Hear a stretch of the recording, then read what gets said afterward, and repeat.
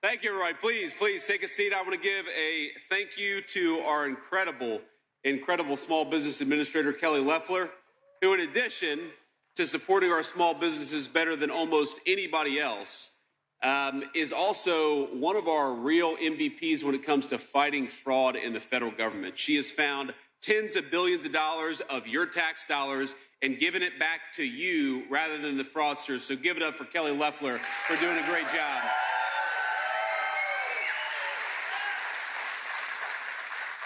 I got to give a few other thank yous as well. First, thanks to House Minority Leader Billy Bob Fockingham and Senate Minority Leader Trey Stewart. Where are you guys?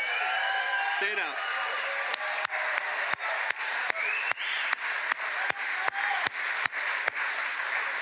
And I got to give a few shout outs here to a few people who couldn't be with us today. The first is Bobby Charles, who I know is running for governor. Give a round of applause for Bobby Charles.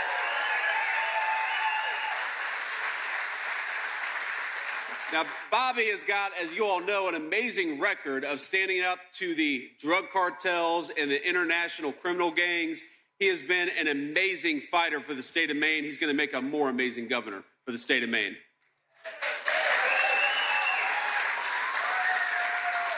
And, of course, the second shout-out I got to give is to my dear friend Susan Collins, the senator for Maine. Thank you.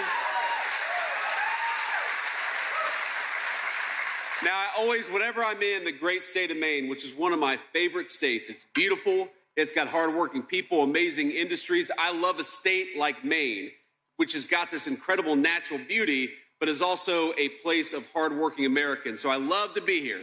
And whenever I'm in Maine, I got to give Susan a little bit of crap. Because as you know, Susan is the most independent member of the United States Senate, and as the president of the United States Senate, she sometimes makes my job just a little bit harder.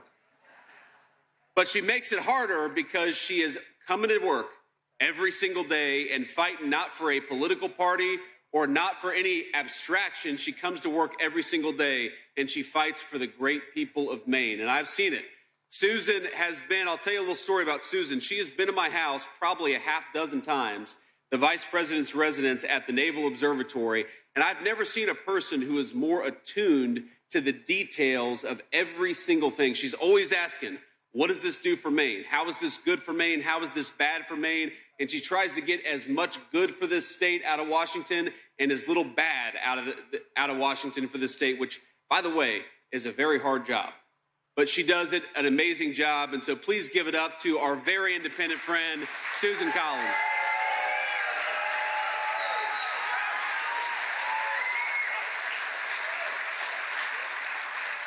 And last but certainly not least, we are here to celebrate and give a big shout out for former Governor Paul LePage, who is going to make a great congressman for the state of Maine.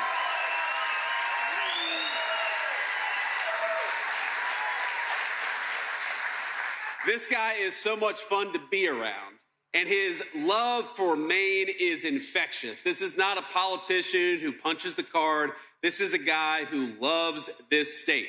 And we got to remember, when he was the governor of this state, Maine went from a place that couldn't pay its own Medicare bills, Paul remembers this, to a state with huge budget surpluses. And Paul didn't just do that. Paul used those surpluses to do what? He cut your taxes, he tamped down on welfare fraud, and he eliminated the shortfalls that existed in Maine's pension system, while all at the same time protecting the most vulnerable members of this state. He stood up for you. He stood up for retirees. He stood up for the disabled. He stood up for every law-abiding citizen that required Maine's public services to function, but to function for the people who actually paid into them and actually need them. So take it from me, a guy like Paul LePage, he is not a go-along to get along politician. He is an independent-minded guy, but he is independent for you. There's one thing I know that Paul cares about, and that's fighting hard for his people every single day. We got to send Paul LePage to Congress.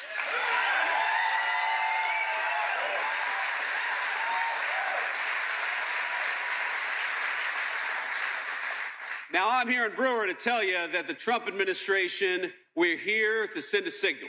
We're here to send a signal that we fight for you. We're here to send a signal that we're standing with Paul LePage. And most importantly, we're here to send a signal that we are standing up for the good people of Maine every single day. We're standing up for your workers. We're standing up for your families. We're standing up for the incredible natural beauty of the state of Maine and every single citizen who relies on it, who enjoys it, who has made this place their home for generations. Because here's the thing. I am sick of towns like Brewer falling behind. I want towns like Brewer to get ahead. I want Brewer to thrive. We want great manufacturers like the one that we're standing in right now, Compotech, the fastest growing manufacturer in the state of Maine.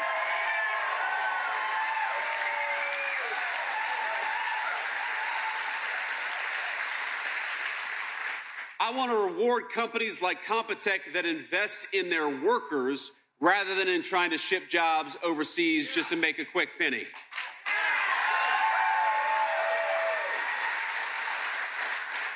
So with the help of our friends in Congress and future friends like Paul LePage in Congress, the Trump administration enacted the single biggest tax cut in history for Maine's workers. We brought down drug costs, Trump RX, and ensured that our nation's housing supply goes to citizens, not to private equity investors.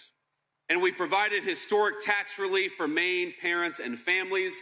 We have invested $1,000 in every new baby born in the United States of America thanks to Trump accounts, which we're very proud of.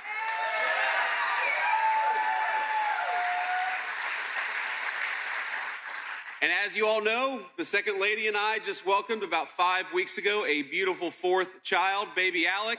Thank you.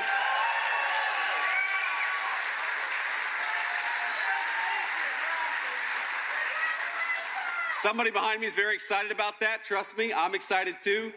But, you know, the Second Lady, when the president asked me to join the ticket and become his running mate, the Second Lady said, well, you can have one of two things. You can be vice president or you can have a fourth child. Ladies and gentlemen, I must be pretty persuasive because I got both.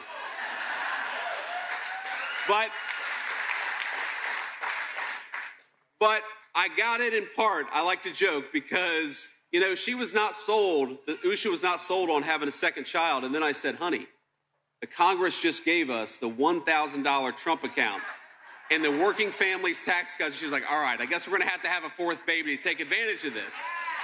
But when you hear Kelly Loeffler rightfully talk about the rise of socialism, one of the things we believe in the Trump administration is that the way to defeat socialism, it's not to throw slogans at people. It's not politician talk and repeating the same old thing. It's giving people a real stake in the future.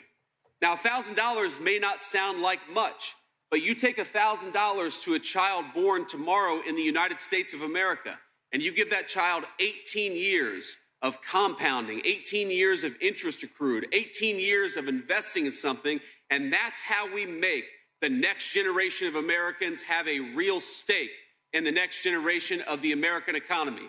And that's what you gotta do if you wanna fight socialism. Give people a stake in the future. The Democrats are running a very corrupt game, which is they're trying to tear down this country, tear down our young people, tear down our military. And what's left over with the ashes of what they've torn down is socialism. Well, we've got a different approach, my friends. We want to invest in you. We want to fight for you, and we want to fight for your children's future. We're going to defeat socialism by giving you a stake in the American dream, and that's how we're going to win the future.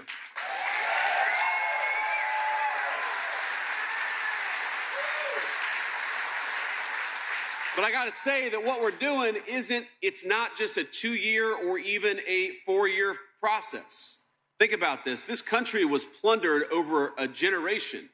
Our goal is to reverse a consensus that has screwed over communities like this one for decades. I got to be honest, it was Republicans and Democrats that did it together. For 40 years, places like Brewer have been told that it doesn't matter. That it doesn't matter if we make things here in Maine or 5,000 miles away with foreign workers.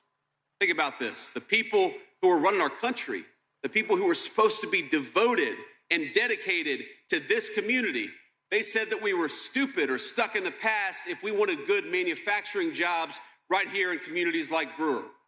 What we really needed, they told us, was just to juice the short-term profits of a few big corporations. We needed to open that border and prioritize foreign workers over our own citizens. They would cheer on the corporate raiders as they slashed headcount and shifted all those businesses either to foreign countries or brought in illegal aliens to employ. And as our politicians and some of those corporate cronies got rich, who bore the cost? We know it was us. You bore the cost. We bore the cost. Communities like mine in Middletown, Ohio, and communities like this one in Brewer, Maine. Men and women who built their lives around a factory or around the community that existed and was supported by that factory, they were left powerless. And they were left destitute when decisions by far-off politicians made this community poorer so that a few people could earn a few quick bucks. And it wasn't just the businesses, my friend, it was the politicians. But just as it was a policy choice by people in Washington to let that happen to you and to your community, in 2024, Brewer made a new choice to reverse 40 years of American decline and send Donald J. Trump back to the White House.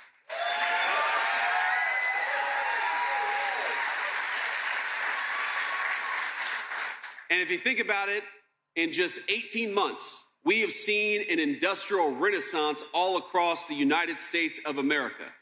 Nationwide, all across our country, factory construction employment has exploded. 83,000 new jobs in factory construction just since Donald Trump came back into the White House. Trillions of dollars, trillions, are pouring into our country to support new facilities, new jobs, and of course, new workers and to train workers in the new jobs of the future. And as companies start building, orders for new factory machinery and other capital goods are breaking records.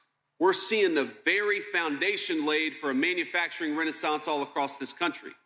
Did you know demand for metal cutting and machine tools has hit its highest level in almost 40 years in the United States of America?